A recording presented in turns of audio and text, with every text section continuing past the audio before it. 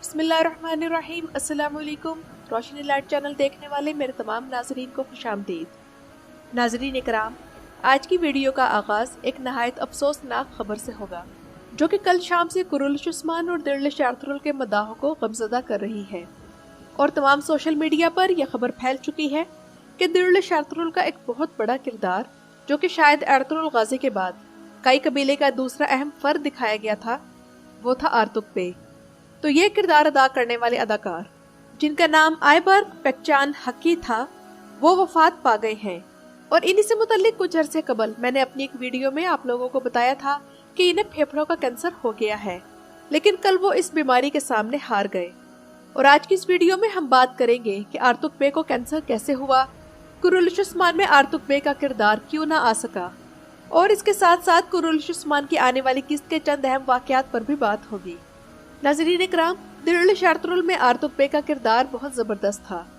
बेशक आयबर्ग पेक्चान ने कई ड्रामे किए हैं, लेकिन इनकी खुशकिस्मती ये है कि इन्हें दिल्लिश में आर्तुक बे का किरदार अदा करने को मिला, जो कि सुल्तान एल-परसलान के एक नामवर कमांडर थे। लेकिन दिल्लिश आर्थरुल में आर्तुक बे को एक तबीब दिखाया गया और इस किरदार की सूरत में महमद बोज़दैक ने एक अजीम सल्जूक कमांडर को खिराज तहसीन पेश किया। महमद बोज़दैक, जिन्होंने दिल्लिश आर्थरुल जैसा नामी ग्रामी ड्रामा लिखा, अपने तुर्क फातिहीन से बहुत प्यार करते हैं। इनकी मोहब्बत का अंदाजा आप इस बात से लगा लीजिए कि महमद बोज़दैक के बड़े बेटे का नाम एल-परसलान है, जबकि छोटे बेटे का नाम मलिक शाह है।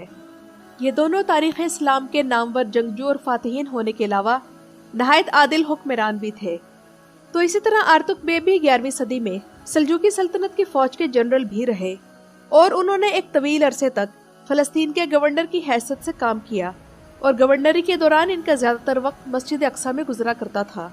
इतने अजीम किरदार को आयबर्ग पेक्चान ने बड़े अच्छे तरीके से दिल्लिश आर्थरुल में अदा किया और हम दिल से दुआ करते हैं कि अल्लाह ताला आयबर्ग पेक्चान के गुनाह माफ करे और इन्हें जन्नतुल फिरदौस में जगह अता फरमाए। आयबर्ग पेक्चान कुछ अरसे पहले बमसी बे के साथ पाकिस्तान भी आए थे और इसके कुछ अरसे बाद इनकी इस बीमारी की खबर आई। दिल्लिश आर्थरुल से ये किसी अदाकार की मौत की दूसरी खबर है। इससे पहले दिल्लिश आर्थरुल के सीजन 2 में हाइमा अना के भाई का किरदार अदा करने वाला अदाकार इस जहाने फानी से कूच कर गया था और अब आर्तुक बे की खबर भी मिल गई। आयबर्ग पेक्चान ने महमद बोज़दैक के साथ दिल्लिश आर्थरुल के दौरान काफी तवील अरसा काम किया है, तो मेरा ख्याल है कि इस बार कुरुल्श उस्मान की किस्त के आगाज में या किसी और तरीके से महमद बोज़दैक इस अच्छे शख्स को अपने अंदाज में खिराज तहसीन पेश करना चाहेंगे। आयबर्ग पेक्चान को मैंने अच्छा इस वजह से भी कहा है कि ये इस टीम के उन अदाकारों में से थे जिनकी इस ड्रामे की शूटिंग के दौरान कभी भी किसी से ना तो इख्तिलाफ हुआ और ना ही मिसअंडरस्टैंडिंग की नौबत आई। इनके बोलने का अंदाज अदाकारी के दौरान हो या आम जिंदगी में इंतहाई धीमा सा था और ऐसी ही इनकी शख्सियत थी। दिल्लिश आर्थरुल खत्म होने के बाद हम इंतजार करते रहे कि आर्तुक बे का किरदार कुरुल्श उस्मान में कब नजर आएगा, मगर ऐसा ना हुआ। फिर सीजन 2 में हमने ये अफवाह सुनी कि अब इस सीजन में आर्थरुल के किरदार के साथ आर्तुक बे भी नजर आएंगे, लेकिन फिर हमने आर्थरुल बे को तो देखा लेकिन आर्तुक बे फिर भी नजर ना आए। लेकिन इसकी हरगिज ये वजह नहीं थी कि आयबर्ग पेक्चान के महमद बोज़दैक से कोई इख्तलाफात थे, क्योंकि इनके दरमियान एक मोहब्बत भरा रिश्ता था और इसका सबूत वो दौरा है जो कुरुल्श उस्मान की टीम ने चेचनिया के सदर की दावत पर उस मुल्क का किया। और ये दौरा करने वालों में कुरुल्श उस्मान के अदाकारों के साथ महमद बोज़दैक और आर्तुक बे भी मौजूद थे और सोशल मीडिया पर इनकी जो तस्वीर आई, इनमें ये भी इस टीम के साथ एंजॉय कर रहे थे। अब जहन में ये सवाल आता है कि महमद बोज़दैक ने इतनी मोहब्बत के बावजूद इन्हें कुरुल्श उस्मान में क्यों ना लिया। तो नाज़रीन इकराम, इसकी यही वजह समझ आती है कि बेशक इनका कैंसर बाद में तशखीस हुआ था, लेकिन इनकी तबीयत खराब रहने लग गई थी और इनकी सेहत इजाजत नहीं देती थी कि वो ड्रामों के टफ शेड्यूल को फॉलो कर सके। क्योंकि आप लोग खुद देखते हैं कि तारीखी ड्रामों में काम करने वाले अदाकार कभी जंगलों में रातों को शूटिंग कर रहे होते हैं और कभी बारिश में और बर्फबारी में हमारे लिए नई किस्त तैयार कर रहे होते हैं। तो ऐसी सूरत हाल में किसी बीमार शख्स का इतना हौसला कैसे हो सकता है कि वो किसी तारीखी ड्रामे में काम करने के लिए तैयार हो जाए। इसलिए हमें आर्तुक बे का किरदार कुरुल्श उस्मान में देखने को नहीं मिला। और नाज़रीन इकराम, अब हम जानते हैं कि आर्तुक बे को कैंसर कैसे हुआ और इन्हें कब और कैसे इस मर्ज का पता चला। تو नाज़रीन इकराम, आयबर पेकचान वैसे तो कई माह से कैंसर का मुकाबला कर रहे थे और उन्होंने अपनी इस बीमारी से मुतल्लिक कुछ अरसे पहले अपने इंस्टाग्राम अकाउंट से अपनी बीमारी की खबर जिस अंदाज से शेयर की तो वो इनके फैंस के लिए बहुत शॉकिंग था। उन्होंने कहा कि मुझे कमर में दर्द की शिकायत रहती थी, जो जब हद से बढ़ गई तो मैं डॉक्टर के पास गया, जिसने मुझे बताया कि मुझे फेफड़ों का कैंसर है, जो कि जिगर से भी आगे फैल चुका है। बदकिस्मती से इस बीमारी ने पहले कोई अलामत जाहिर नहीं की थी। उन्होंने कहा कि मेरी केमोथेरेपी शुरू होने वाली है और मुझे दुआओं की जरूरत है। और इनकी इस पोस्ट को अभी चंद माह ही गुजरे हैं तो इनकी वफात की खबर आ गई। आयबर पेकचान ने दिरुल शार्तुरुल में काम करने के अलावा मशहूर ज़माना तुर्क film valley of the Wolves में भी काम किया था, मगर दिरुल शार्तुरुल में आर्तुक बे के किरदार ने इन्हें इंटरनेशनल शोहरत दिलाई। महमद बोज़दैक, जो कि दिरुल शार्तुरुल के राइटर हैं, उन्होंने भी इनकी मौत के बाद अपने सोशल मीडिया अकाउंट्स पर इन्हें खराज तहसीन पेश किया है।